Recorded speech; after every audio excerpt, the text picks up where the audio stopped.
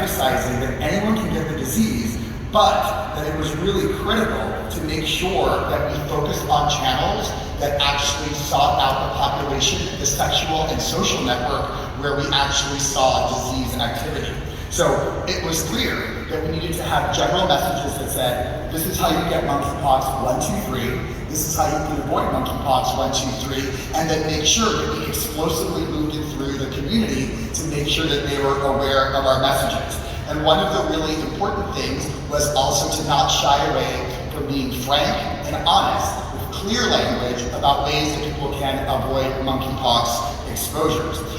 There's lots of layers to the strategy. One is direct to individuals who could potentially benefit from those messages, but also a great amount of work to make sure that frontline providers, both social services as well as medical providers, were actually appraised of the situation. And again, I think one of the themes is how HIV actually is such an important platform that keeps the system warm for every outbreak. This is a great example. We leveraged every one of our contacts within our division of HIV prevention and our division of STD prevention to make sure that we disseminated the messages to individuals at the front line. We went to Ryan White, we went to our community health centers, we went to all of those providers. So we really use that multi-layer approach to tailor messaging and outreach to populations and communities disproportionately affected by the outbreak. So we really tried to work on raising awareness with multiple partners in the LGBTQ community. I won't be prized because Meg and I did some of them together, and so that was really great. It was really important for us to be not alarmist and fact-based, but really give people strategies to protect themselves. So our activities included building awareness and providing public health messaging via social dating apps, as well as other strategies. Now I'll give you a couple of great examples. So we worked with building healthy online communities that were able to reach several dating or app platforms.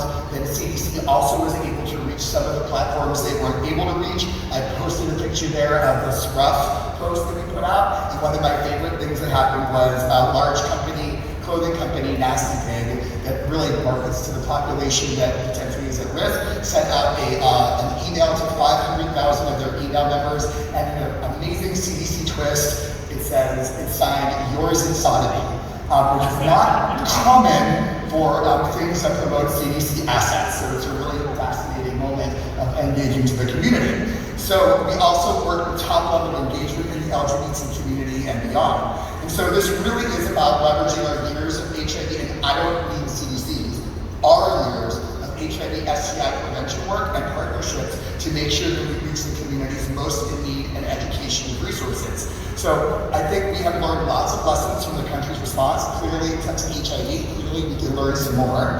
And it's really shaped the way that we've done outreach around monkeypox. So we made it clear that it was public health's role to be a leader in the messaging. We were not a passive group that are going to sort of give subtle messages, but rather clearly message that our language that we use should be the language that others use. So really focusing on the notion that this is not a gay disease, but the gay, bisexual, other men who have sex with men need to know strategies to stay safe. We again leveraged our networks of HIV and STI partners, and again that included healthcare advocates, etc. And we reached frontline clinicians, as I said, not only through our normal clinicians strategies like through our health alerts, through our clinicians lectures that we give, our COCA calls, but also in lockstep with our Health Resources and Services Administration colleagues through Ryan White, as well as our community health centers, our federally qualified community health centers. Also, a lot of our media with a lot of focus on making it clear that this is a problem that all need to consider, but that we need to magnify the message to men who have sex with men.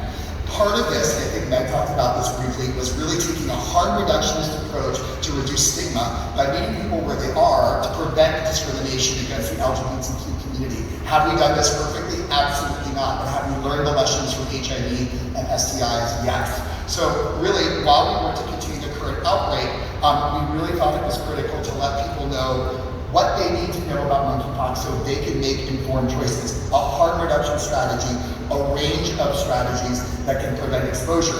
I often say the group of gay, bisexual, other men who have sex with men is extraordinarily heterogeneous. There's some people who are naturally very risk-averse in sex. There's a middle that is somewhere in the middle of the spectrum, and then a higher spectrum where there are folks who are more adventurous from the sex perspective. The harm reduction strategy really is focused on identifying how we can move everyone to a safer place based on where they are. So not absolutes, not statements that say must, but rather here's strategies that you can keep safe. And so, even with limited data, we were able to release our monkeypox and safer sex and social gatherings, safer sex and monkeypox documents. If you haven't seen them, they're very off-brand for CDC from the perspective of the language that they use, and I think that now that is on-brand for CDC based on monkeypox, which is very exciting. The point is also that we tried to communicate about sex in a way that wasn't shameful, and it wasn't really trying to vilify gay sex. We've lived that with HIV, and we're not going to live it again, and public health will not be the folks who actually promote that vilification. And then lastly, we have made a lot of great friends, and we have been able to find networks of individuals who are really excited about amplifying our messages. The stigma is a core piece of what we do every day in HIV and STI. And so really focusing on ways that we can prevent the distortion of our response. Also focusing on strategies that really got our voices out through other folks who are trusted messengers. So I took the example of Shea Coulee, a finalist on Drag Race, who posted over and over again about the work, and there's more to come. So really, it's empowering individuals by people who they trust with information that is science-based and accurate and intentionally, that's the word that matters, intentionally prevents stigma. I'm not going to read a bunch of websites, but if you take a look, there's a bunch of resources that we have. Please do take a look at them. And I specifically keep an eye out on our safer sex and gatherings and the guidance. As the science and knowledge changes, so will it. Thank you.